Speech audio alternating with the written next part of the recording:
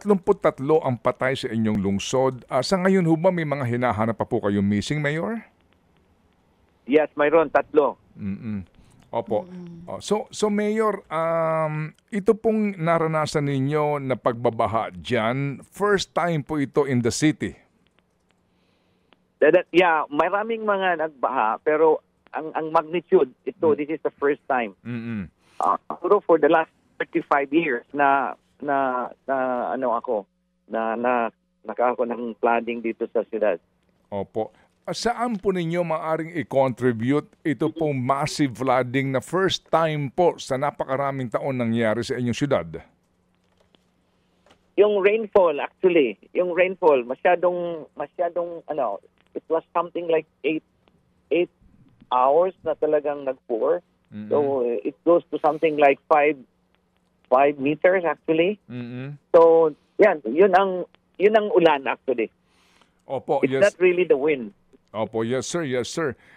Sir, Mayor, kasi po ngayon, dahil nga dito po sa flood control scandal na ito, nababanggit yung dami ng mga proyekto dyan ng DPWH on flood control. Opo, sa Cebu City ho ba, meron din po kayo? Yes, well, I don't know really about this flood control before kasi bago akong mayor dito. But right now, nakita namin na mayroon pa lang mga flood control projects dito sa Cebu. Mayor, ang Cebu City ang pangalawa. After Bulacan, meron po kayo dyan. Kayo din po pinakamalaki, pangalawa na may pinakamalaking budget sa flood control in the entire province of Cebu, no? So dyan sa city...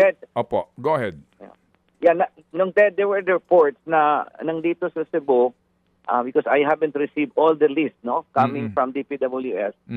Sabi nila may 7 billion daw, but I know there are some projects na nakita ko as I go around, but tong total how many at saka magkano, then this is the thing that I'm going to check pa within this week. Okay. But marami nang nagpunta dito na mga national agency na nagtatanong at saka nagpumunta doon sa project.